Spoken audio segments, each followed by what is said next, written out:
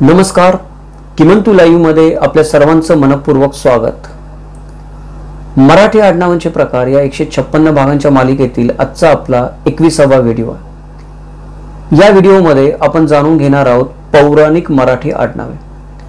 पौराणिक मराठी आडनावे म्हणजे हिंदू धर्मामध्ये जी वेगवेगळे धार्मिक ग्रंथ लिहिले गेले आहेत त्यांना आपण पौराणिक ग्रंथ म्हणतो, जे पौराणिक काळामध्ये लिहिले गेलेले आहेत. पुराण असतील, उपनिषद असतील, स्मृती असतील, त्यामध्ये ज्या ज्या व्यक्तींची नावं आलेली आहेत त्या व्यक्तींची पुढे जाऊन आपल्याला आडनावं झालेली दिसतात. त्यातल्या काही तर जी ऋषी आपल्याला पुराण ग्रंथामध्ये आढळतात त्या सर्व ऋषी नामांवरून जे आडनावं मराठीमध्ये पडलेली आहेत त्याचा आपण एक स्वतंत्र व्हिडिओच वेगळा बनवलेला आहे, 100 पेक्षा जास्त आडनावांचा. तो आपण पाहू शकता. त्यामुळे ऋषींची आडनावं आपण या भागामध्ये घेणार नाही आहोत. आपण फक्त एक 15 ते 16 आडनावं पाहणार आहोत, ज्याच्यावरून आपल्याला अंदाज येईल की कदाचित आपलं आडनाव पण एखाद्या पौराणिक पात्राशी जुळू शकते किंवा पौराणिक पात्राशी मिळतं जुळतं असू शकेल. तर त्याच्यासाठी आपल्याला एक क्ल्यू मिळावा, किंवा बरेच मित्र आपले आडनाव शोधत असतात, त्यांना कळत नाही, तर बऱ्याचशा आडनावांचा अर्थ उमगत नाही, किंवा बऱ्याचशा आडनावं असतात ती पौराणिक पात्राशी जोडली हे त्यांना कळत नाही. त्या पौराणिक पात्राची वेगवेगळी नावं असतात. तर थोडक्यामध्ये आपण काही करूयात की इथे आता ते एक 15 ते 16 आडनावं पाहूयात, जेणेकरून आपल्याला कल्पना येऊ शकेल. अजून जर काही माहिती हवी असेल तर आपण मला प्रतिक्रियेमध्ये विचारू शकता. मी त्या एखाद्या पौराणिक पात्राचं आपल्याला नाव माहीत नसेल, अर्थ माहीत नसेल, किंवा आपल्याला शंका वाटत असेल की आपलं आडनाव आहे ते कदाचित कुठल्या तरी पौराणिक शब्दाशी जुळतंय, व्यक्तीशी जुळतंय, हा व्हिडिओ पाहिल्यावर जर आपल्याला शंका आली तर आपण मला प्रतिक्रियेमध्ये विचारा.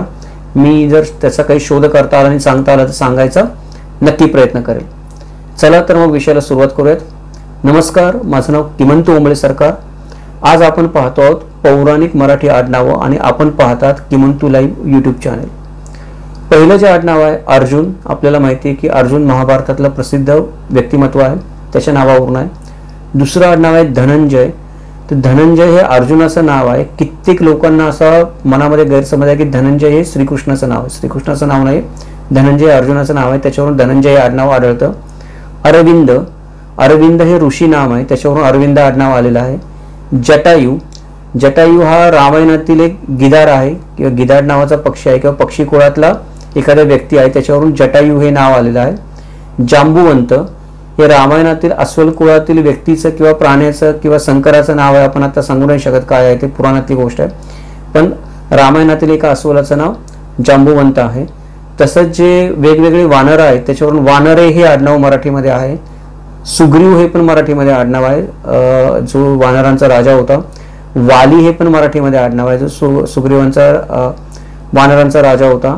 अंगद हा जो वालीचा पुत्र होता, तर अंगद हे पण आडनाव मराठीमध्ये आपल्याला आढळून येतं.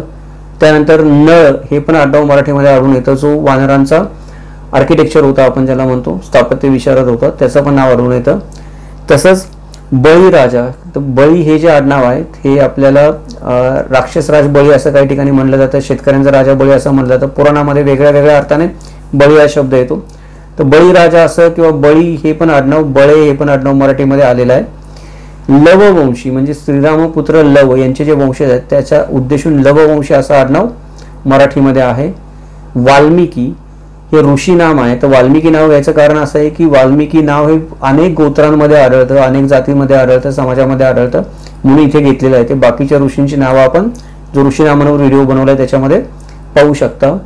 वासुदेव हे श्रीकृष्णाचे पिता वासुदेव जे होते त्याच्यावरून वासुदेव हे आडनाव आपल्याकडे आलेलं आहे. हरिश्चंद्र हा पुराणातला अत्यंत सत्यवादी राजा होता, त्याच्यावरून हरिश्चंद्र हे आडनाव काही लोक लावतात. नारद हे नारद मुनींचं नाव आहे, ते आडनाव म्हणून काही लोक लावतात.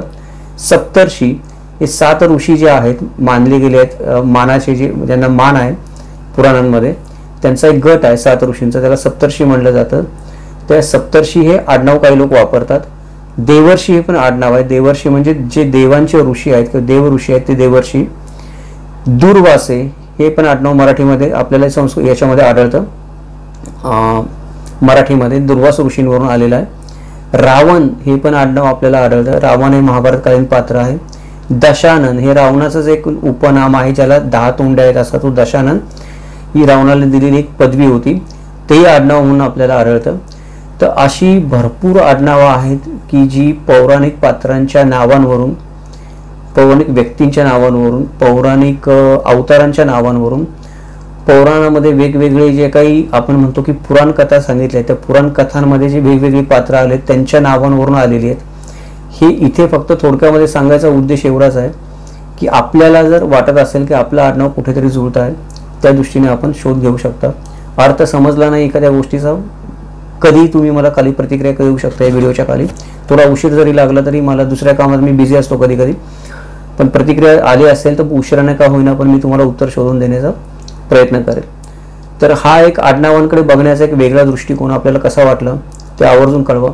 व्हिडिओ आवडला असेल तर लाईक करा, शेअर करा, जास्तीत जास्त मित्रांपर्यंत पोहोचेल असं पहा.